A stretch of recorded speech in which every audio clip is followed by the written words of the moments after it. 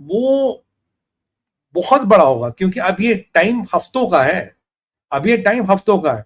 इसमें देखना पड़ेगा रशिया और चाइना पीछे क्या कर रहे हैं। रशिया और चाइना किस रजीम को सपोर्ट करे, जो रजीम चेंज की बातें हो रही, खमेनी है नहीं हो, उसका बेटा है नहीं है, क्या हुआ, where the hell did they disappear. Russia China किसको सपोर्ट कर रहा है, क्या रशिया चाइना का सपोर्ट डिटरमेंटल होगा, क्योंकि उन्हें इनको डिप्लोमेटिकली शील्ड और सपोर्ट करना पड़ेगा। कहानियां तो ये भी आ रही है कि भाई अब पता नहीं, ये तो हम नहीं कहते कि ओबामा ने इन्हें $1.7 बिलियन दिया था, इन्हें हिलरी ने यूरेनियम दिया था, जो जबकि जो बाइडेन ने इनके पैसे फ्रीज किए थे, पर ओबामा ने इनके पैसे तो खोले थे। यहाँ लोग तो ये भी कह रहे हैं कि जो ईरान का जो न्यूक्लियर ब्लूप्रिंट है, एक जमाने में अमेरिका बहादुर ने उसको पकड़ाया था, ये लो बेटा न्यूक्लियर का ब्लूप्रिंट ले लो।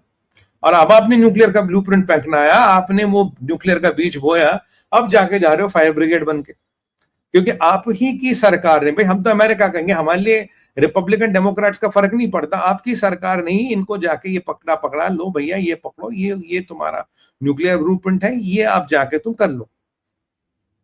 अब इजराइल के लिए ये एक अल्टीमेट रेड लाइन है, इजराइल को इसके बाद आप रोक नहीं पाओगे। इजराइल वो करेगा जो ट्रंप कहे ना कहे, सीज फायर गया तेल लेने। Israel won't stop after this, because now this puts Israel in a very, very difficult situation. What the hell do you want Israel to do? अब उन्होंने कहा भाई, और वो उनकी प्रतिक्रिया नहीं है ये, but you know what they will do.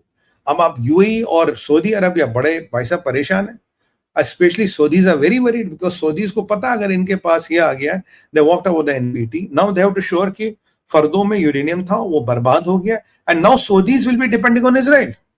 Saudis will be now depending on Israel. Saudis कहेंगे भाई इजराइल वालों जाके ठोको इनको, जहां कहीं डाउट हो रहा जाके ठोको, जाके कोई कारवां है, कोई टनल है, कोई जगह, go and blast that, because you are the people who can ensure is there a bomb or not. I mean if you doubt something, अगर आपको कहीं पे भी डाउट है, आप जाके उनको ठोको, वो हम काम नहीं कर सकते। और सवाल क्या है, अगर ये जो अब गल्फ में आर्म्स रेस शुरू होगी, ये जो गल्फ में गेम शुरू होंगे, जो गल्फ में साइऑप शुरू होगा, भाई साहब it will get beyond control. ये आप कंट्रोल ही नहीं कर पाएगा, अमेरिका क्या, अमेरिका का बाप कंट्रोल नहीं कर पाएगा। इजराइल पागल हो जाएगा, इजराइल वो खुले मतलब बुल इन चाइना शॉप, जिसको जिस पे भी शक हो उसको मारता जाएगा। ऑफ कोर्स कभी ना कभी इजराइल का भी नुकसान होगा, ऐसा नहीं इजराइल का नुकसान नहीं होगा। तो यहाँ पे आप सोचिए जो मिडिल ईस्ट है उबलने लगेगा, और हमारा लगभग 70 लाख लोग मिडिल ईस्ट में रहते हैं, जहां तक मुझे याद है 7 मिलियन का हमारा डायस्पोरा मिडिल ईस्ट में रहता है। और ये मिडिल ईस्ट में भाई साहब आग लगने वाली है, मिडिल ईस्ट में तमाशा होने वाला। We have 7 million people there, if my memory serves me right, 7 million people, and sending a lot of money, sending a lot of foreign exchange. ये भी मैं गलत नहीं बोलूंगा, इंडिया का काफी रिपैट्रिएशंस आते हैं। सो उस परिप्रेक्ष्य में भारत क्या करेगा, वो डायस्पोरा कितना सेफ रहेगा। कल को बेचारे वो भली के बकरे ना बढ़ जाए, कल को थिंग्स में not out of the control, ना ऑड मैन आउट, कि ना तेरा ना मेरा, इसी को ठोक देते। तो भाई ये कुछ संवेदनशील सवाल है। और अगर ये चीजें होती है, आपको पता तेल की कीमत कहां जाएगी, तेल की कीमत भाई साहब 120 या उससे भी ज्यादा, 130 140 कहीं तक भी जाके रुक सकती है, बिकॉज अब अनसर्टेनिटी आ गई है। अब भयंकर अनसर्टेनिटी आ गई। पहले तो आपको पता था it was confined to Iran only, Fordow था, नेटन्स था, इस्वान था। अब it will be widespread, it will be a race wherein everybody will be a player. तो अब इसमें जो अनसर्टेनिटी बढ़ेगी, जो तेल के परिप्रेक्ष्य में अनसर्टेनिटी बढ़ेगी सर, वो भयंकर बढ़ेगी। मार्केट वॉलेटिलिटी जिसे कहते हैं, शेयर मार्केटों को ऊपर नीचे उतरना, वो वायलेंट हो जाएगा। एक कहीं से कुछ आएगा जी, होतियों के पास बम आ गया, आपका मार्केट गिर जाएगा। एक चीज, एक या बम हो गया, एक मशरूम नमा क्लाउड बन गया, it might nothing to do with nuclear bomb, but आपके यहाँ तो तेल की कीमत बढ़ जाएगी। और ऐसे में ये लोग क्या करेंगे, ऐसे में ये लोग बोलेंगे कि भाई हम स्ट्रेट ऑफ हॉर्मोज बंद कर रहे हैं। अब स्ट्रेट ऑफ हॉर्मोज बंद करने का मतलब है भयंकर लड़ाई। स्ट्रेट ऑफ हॉर्मोज बंद करने का मतलब है और uncertainty. What is determinant for markets and economies is uncertainty.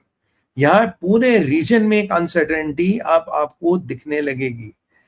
ये तेहरान चुपचाप बैठा है। अब ट्रंप कह रहे हैं कि जी हमने उनका मतलब डेकेड्स पीछे कर दिया, ईरान कभी न्यूक्लियर वेपन नहीं बनाएगा। पर ट्रंप साहब आप कुछ भी कहते रहे, आप ही के पार्लियामेंट में, आज ही के पार्लियामेंट में आपके पुरखों को भी गालियां दे रहे थे, वो बैठे बैठे आपके और आपके पुरखों को भी गालियां दे रहे थे बैठे बैठे। ये मुल्ले कह रहे भाई death to Iran, death to Israel. अब इजराइल को तो पता है ये लोग क्या है। अब ये ट्रंप बहादुर को जरा इनका फर्स्ट हैंड नमूना पेश किया जाए, फर्स्ट हैंड इनका जरा कहते हैं ना वो रबड़ी टेस्ट कराई जाए कि ये लोग है क्या। I think Trump still could not understand. He still believes you can cut a deal with them. Good luck. Go and cut a deal with them. मैं तो आपको कह रहा था इनके साथ कोई डील नहीं हो सकती. क्या ये नहीं पता था कि ओबामा वाली डिप्लोमेसी फेल होगी? क्या ये नहीं आपको बताता कि जो वॉच डॉग्स बनते फिरते यूनाइटेड नेशंस वगैरह दे आर यूजलेस? क्या आपको ये नहीं बताता ये biryani diplomacy, gushtaba diplomacy this doesn't work? क्या आपको ये नहीं बताता कि अगर आप अब भी मिलिट्री स्ट्राइक नहीं करते, एक दिन ये होतीज हिजबुल्लाह को जाके बॉम्ब दे देते? और आप देखिए ना आप क्या हो रही है ये, और ईरान क्या कह रहा हमें तो न्यूक्लियर बॉम्ब बनाना ही नहीं. आज एनरिचमेंट की बात कर रहे हैं, आज फिर से एनपीटी से बात बना रहे हैं. अगर आप एनपीटी से बाहर जा रहे हो, अगर आप एनरिचमेंट की बात कर रहे हो, तो how the hell you are saying आपको न्यूक्लियर बॉम्ब नहीं बनाना? किसने आप एनपीटी से बाहर जा रहे हो? किस चीज को छुपा रहे हो?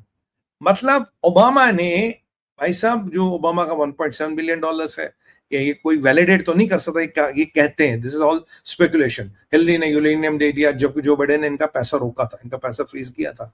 बाकी दोनों ने इनको बहुत मदद की है. अब उनके दिमाग में क्या था, क्या vested interest, I don't know. Obama को तो आप जानते ही क्या था.